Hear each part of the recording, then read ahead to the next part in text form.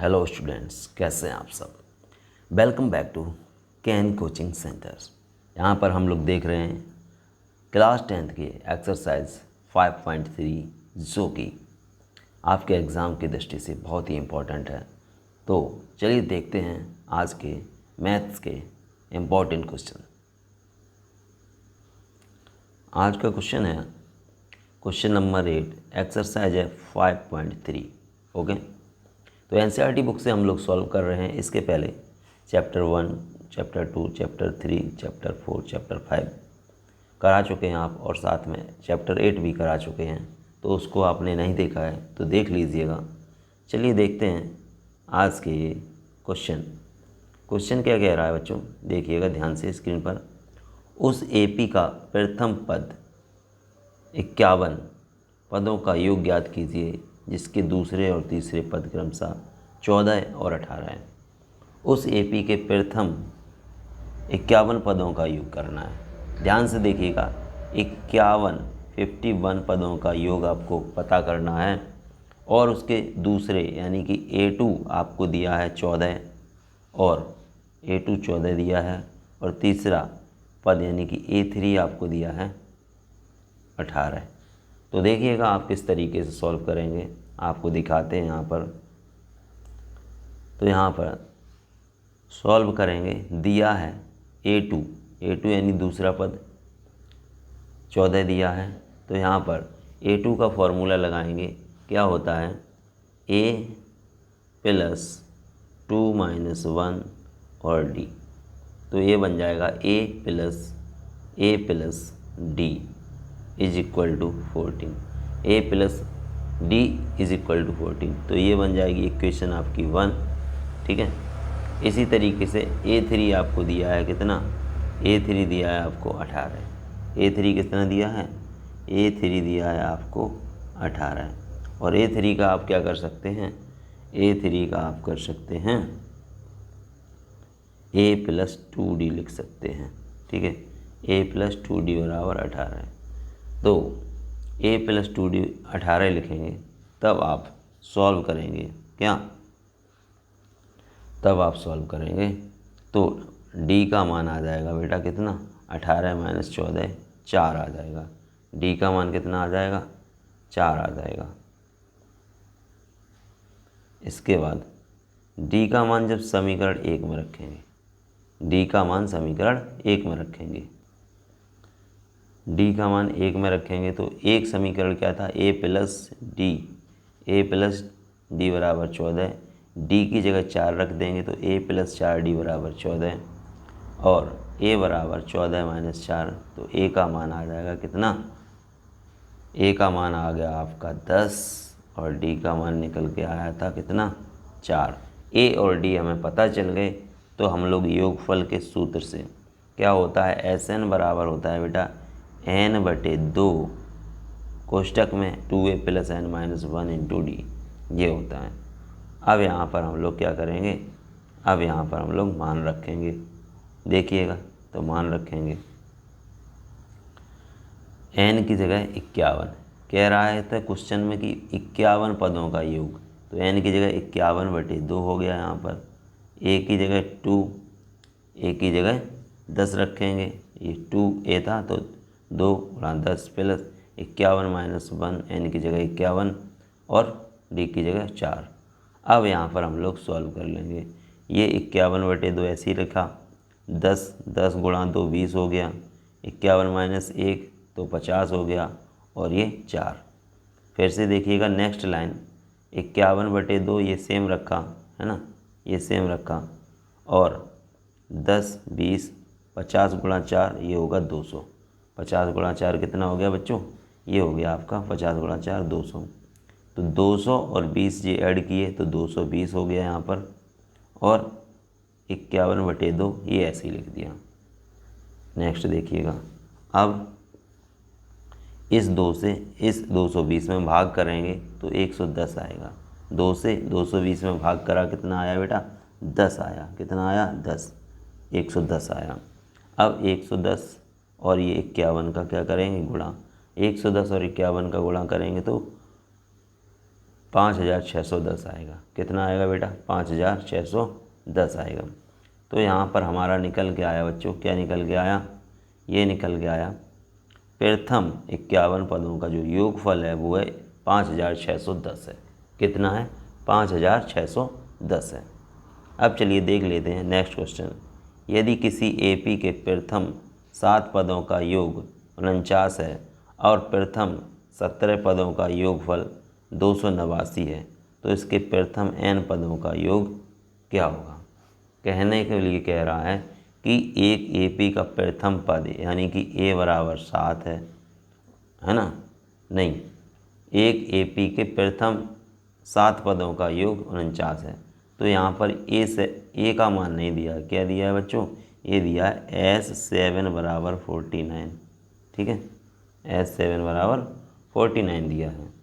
और कह रहा है प्रथम 17 पदों का योग यानी कि S17 आपको दिया है बच्चों। कितना दिया है? 289, 289, 289 दिया है।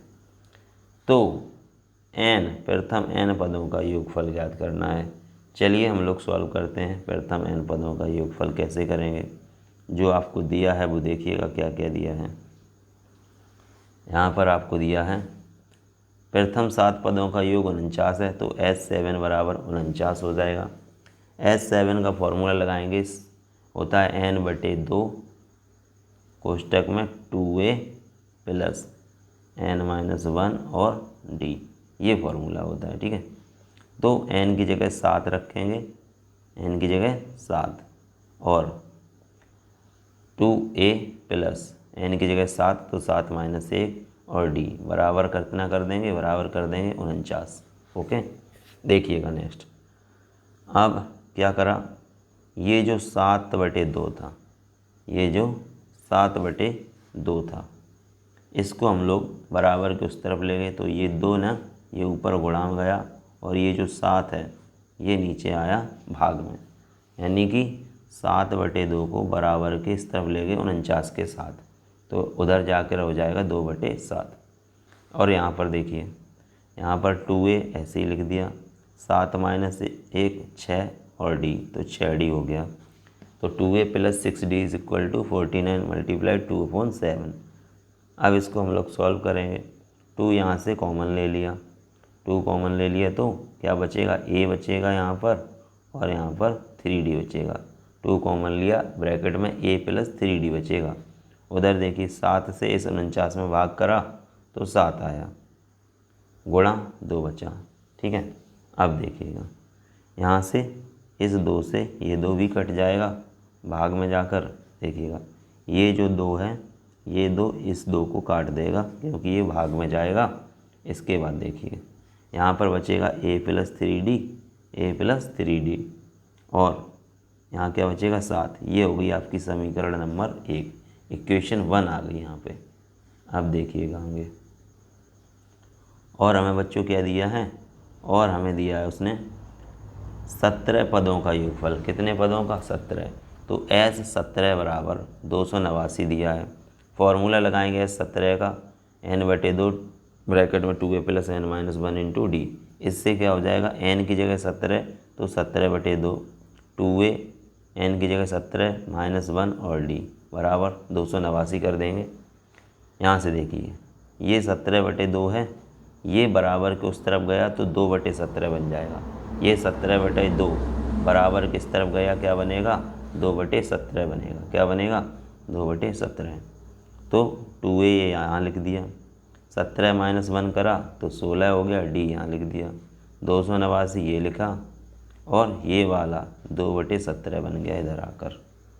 ठीक है, अब देखिएगा